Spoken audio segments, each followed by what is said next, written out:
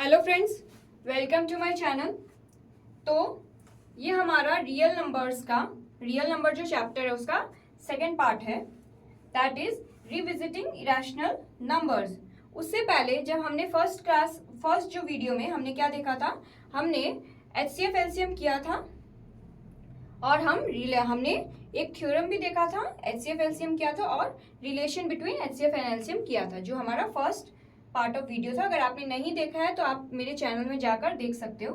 तो आज मैं लेकर आई हूँ रियल नंबर का second part, that is revisiting irrational numbers. तो आज हम देखेंगे इरेशनल नंबर्स के बारे में और उसके इंपॉर्टेंट 3 थ्योरम्स को हम प्रूव करके देखेंगे। बट उससे पहले हम देखते हैं कि रैशनल और इरेशनल नंबर्स क्या होते हैं। तो हम रैशनल नंबर देखें तो रैशनल नंबर को हम क्या कर सकते हैं, फ्रैक्शन में लिख सकते हैं, that is a by b के फॉर्म में, that is for an example 2/3। ये हमारा क्या है, रैशनल नंबर्स है। किसी भी नंबर्स को जब हम फ्रैक्शन के टर्म्स में लिख सकते हैं तो वो क्या हो गया, rational numbers. But irrational numbers क्या है, इरेशनल नंबर क्या है जो हम फ्रैक्शन के टर्म में नहीं लिख सकते हैं, जैसे कि √2, √3, पाई, ये सब क्या है, इरेशनल नंबर है, जिसका आंसर है वो फाइनाइट नहीं है, वो कंप्लीट नहीं होता, वो इनफाइनाइट है। तो ये वो क्या होंगे, इरेशनल नंबर्स होंगे। इनके जो एंडिंग नंबर्स है वो भी क्या होते हैं, सेम नहीं रहते, वो कुछ ना कुछ अलग अलग नंबर्स आते रहते हैं। तो ये वो क्या है, इरेशनल नंबर्स है। फाइन, तो रैशनल और इरेशनल नंबर हमें पता चल गया। तो अब हम सॉल्व करेंगे ये 3 थ्योरम। अब ये जो थ्योरम है इसमें बहुत सारे रिटर्न पार्ट्स है जिसको मैं स्किप करूंगी, बट मैं मेन आपका आज का क्लास में हमारा क्या है कि मेन कॉन्सेप्ट हम क्लियर करेंगे कि ये थ्योरम को हम कैसे सॉल्व कर सकते हैं। रिटर्न पार्ट अगर किसी को भी चाहिए तो मैं आपको रिटर्न पीडीएफ आपको अलग से सेंड कर दूंगी, बट हमारा आज मेन कॉन्सेप्ट होगा कि हम इसके मेन जो इसमें पार्ट्स है वो देखेंगे।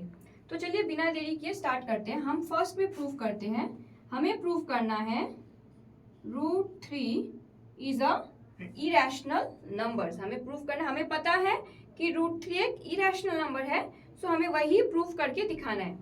बट हम प्रूव करने से पहले हम क्या करेंगे, हम इसको अज्यूम करेंगे कि ये एक रैशनल नंबर है। √2 इज अ रैशनल नंबर। तो अब आप बोलोगे कि ये क्या है। अब हम क्या करेंगे, इसका प्रोसेस क्या है कि फर्स्ट में हम क्या करेंगे, √3 को रैशनल मानेंगे। हाँ, late us assume that √2 is a rational number. फिर हम फाइनली लास्ट में हम क्या करेंगे, हमारा ही जो अजम्पशन है उसको हम रॉन्ग कर देंगे, रॉन्ग करके हम बताएंगे कि ये एक इरेशनल नंबर है। तो इसका प्रोसेस वही है, ठीक है। तो आपको लिखना है, let us assume to the counter that √2 is a rational number. हमने अज्यूम किया। अब क्योंकि मैंने आपको कहा रैशनल नंबर को हम a बाई बी के फॉर्म में लिख सकते हैं, तो हम क्या करेंगे, हम लिखेंगे √2 is equal to a by b, है ना। हम इसे अगर ये √2 एक रैशनल नंबर है तो हम इसे a बाई बी के फॉर्म में फ्रैक्शन के टर्म में लिख सकते हैं, तो वही हम लिखेंगे। अब यहाँ पे 2 कंडीशन है। फर्स्ट में क्या है, b should not be equals to 0। वहां पे हम लिखेंगे where b should not equals to 0, b नीचे का जो b है वो 0 नहीं होना चाहिए, फर्स्ट। और second, a and b are coprime number. अब ये को प्राइम नंबर क्या है, हमने पढ़ा हमेशा से कि प्राइम नंबर्स, राइट। अब ये को प्राइम नंबर्स क्या है, coprime numbers are those numbers जिसके फैक्टर्स बस 1 होगा। फॉर एन एग्जांपल मैं आपको बताती हूँ कि आपको 2 नंबर है, इन दोनों के आपको फैक्टर्स निकालने, तो क्या करोगे आप, 3 1 जा 3, 4 1 जा 4। अब इन दोनों में कॉमन कौन सा है टर्म, दैट इज 1। बस जिसका टर्म 1 है वो क्या है, को प्राइम नंबर्स है। 3 और 4 क्यों को प्राइम नंबर है, क्योंकि उनका जो कॉमन एक ही नंबर कॉमन होना चाहिए, और वो एक नंबर भी क्या होना चाहिए, 1 बस। बाकी कोई नंबर्स होने से वो को प्राइम नंबर नहीं माना जाएगा। तो इसीलिए तो हमने ये भी अज्यूम, ये 2 अजम्पशन आपको हर जगह करना है कि a और b को प्राइम नंबर्स होना चाहिए और b should not be equal to 0। तो ये सब तीनों के लिए ये वाला कंडीशन सेम रहेगा, ये कंडीशन भी सेम रहेगा। तो चलिए आगे बढ़ते हैं। अब हमने ये लिख दिया है, अब हम क्या करेंगे, स्क्वायरिंग बोथ साइड करेंगे। तो इसको हमने स्क्वायर कर दिया, आपको सब कुछ लिखना है और ये शॉर्टकट नहीं करना है। हाँ, स्क्वायरिंग बोथ साइड फिर आप दिखाओगे। मेरा मेन मोटिव आज समझाना है, तो लिखने पे मैं ज़्यादा ध्यान नहीं दे रही हूँ। तो स्क्वायरिंग बोथ साइड, तो आप ये स्क्वायर करोगे तो ये क्या बन जाएगा 2, that is equals to a square by b square, ठीक है। और a square is equals to 2b square, इसको आप यहाँ ले जाओगे तो ये बन जाएगा 2b स्क्वायर। अब हमारा ये जो है, जब हम ये चैप्टर करेंगे तो फर्स्ट थ्योरम क्या है? फर्स्ट थ्योरम बोलता है कि when if p divides a square, p ये एक थ्योरम है कि if p divides a square अगर, तो p divides a where p is a prime number। अब इसका ये एक थ्योरम है, ये हमने नहीं लिखा है, ये एक ऑलरेडी एक थ्योरम है। अब इसका हम देखते हैं कि इसका यूज क्या है। कि अगर मानिए एक नंबर है 81, ठीक है, 81 को नहीं, चलिए नहीं, बहुत ज़्यादा बड़ा नंबर हो गया। हाँ ठीक है, हाँ ठीक है, फाइन, 81 है। अब बोला गया है कि इसमें a का वैल्यू 9 है, ठीक है। तो a स्क्वायर मतलब 81 हुआ ना। हाँ, और यहाँ पे हमने p के जगह में लिखा है 3, ठीक है। तो बोला गया है कि when p divides a square, मतलब अगर 3 को 81 से डिविजिबल है ना, ये कितना से होगा, 3 2 ज़ा 6 और यहाँ पे 2 3 7 ज़ा 21, तो ये डिविजिबल है तो p भी डिवाइड करेगा ना। देखिए ये कितना है, a को कितना है 9/3, तो ये भी आंसर आएगा। तो यही है, ये थ्योरम यही कहता है कि if p divides a square then p also divides a। तो ये हमने प्रूफ करके देखा भी। देखिए अभी हमने प्रूफ किया ना, a को हम p prime number, p is a prime number, 3 is a prime number. अगर a का वैल्यू 9 है और a स्क्वायर का वैल्यू 81 है, तो if p divides a square then p should also divide a, ठीक है। तो ये हम यहाँ पे लिखेंगे, ठीक है। तो मैं अब इसको मिटा रही हूँ। तो हम यहाँ पे क्या लिख सकते हैं कि when if 2 that is also a prime number, so if 2 divides a square, so 2 that is a prime number should also divide a। सो हम लिख सकते हैं a इज इक्वल्स टू 2। अब यहाँ पे a is not equals to 2, actually a is equals to 2c, मतलब a का value 2 थोड़ी है, हमने थोड़ी अज्यूम किया, हमने तो बस किया है कि a का एक वैल्यू a 2 से डिविजिबल होगा, प्राइम नंबर है तो हम यहाँ पे क्या कर, so we can write that a is equals to 2c where c is a integer, again है ना, ये कोई उल्टा पुल्टा फ्रैक्शन नंबर नहीं है, बस एक इंटीजर, ठीक है। तो ये हमने प्रूफ कर लिया, ठीक है। तो अब हम ये वाला वैल्यू जो है, putting the value of this in sorry in this, समझ लीजिए। हाँ, तो हम क्या कर सकते हैं, हम यहाँ पे क्या लिख सकते हैं, ये a की जगह में हम क्या लिख सकते हैं 2c square that is equals to 2b square, right. तो अगर हम इसे स्क्वायर करेंगे तो ये क्या निकलेगा 4c square is equals to 2b square, और b square is equals to ये और ये कट होके 2 बन जाएगा, दैट इज 2c स्क्वायर, ठीक है। तो फिर वही जैसे हमने इसके लिए कहा था कि अगर a का वैल्यू, सॉरी, अगर b स्क्वायर का इफ p डिवाइड्स, मतलब if p divides b square, so p also divides a b, तो यहाँ पे क्या हो जाएगा b इज इक्वल्स टू 2, और यहाँ पे चलिए हम पकड़ लेते हैं d, ठीक है। वहाँ पे d इज ऑल्सो इंटीजर, तो यहाँ ये हमने अज्यूम कर लिया। तो अब हमें इससे और इससे क्या पता चला, इन दोनों में अगर आपने ध्यान दिया है तो क्या कॉमन है, 2 है कॉमन, ठीक है। सो अब where a b divide, so b divides a, ये हमने लिख दिया। तो अब आप क्या बोलोगे 10, अब आपको लिखना है, अब आपका लिखने का पार्ट स्टार्ट है, मेन हमारा कॉन्सेप्ट यही था। अब आप लिखोगे 10 a एंड b हैव, तो a और b में क्या कॉमन है, 2 कॉमन है, राइट, है ना। कॉमन फैक्टर क्या है, 2, दोनों में 2 है, समझ लीजिए ए का वैल्यू क्या है 6, बी का वैल्यू क्या है 8, तो इन दोनों में कॉमन क्या है 2, है ना। ये क्या है 2 इंटू 3 है, ये 2 इंटू 3 है, ये 2 इंटू 4 है ना।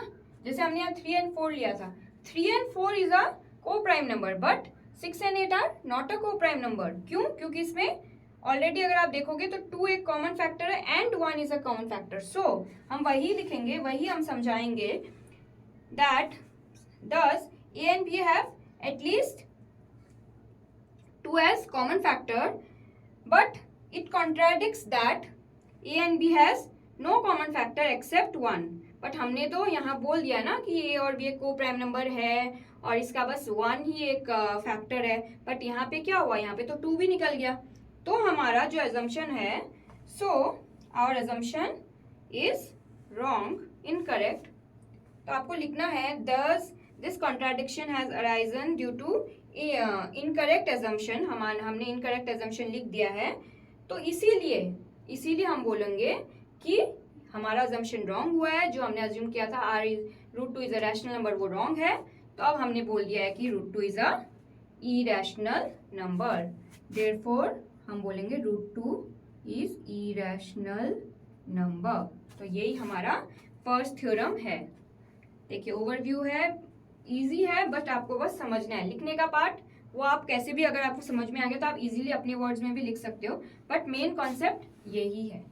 तो चलिए अब हम देखते हैं नंबर टाइप 2 की टाइप 2 में हम कैसे समझाएंगे।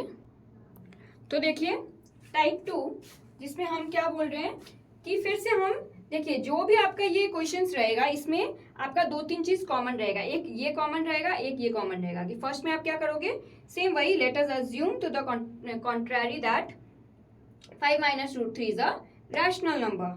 फिर आप बोलोगे that is we can find coprime number a and b, so we can find co-prime number A and B where B should not be equals to 0।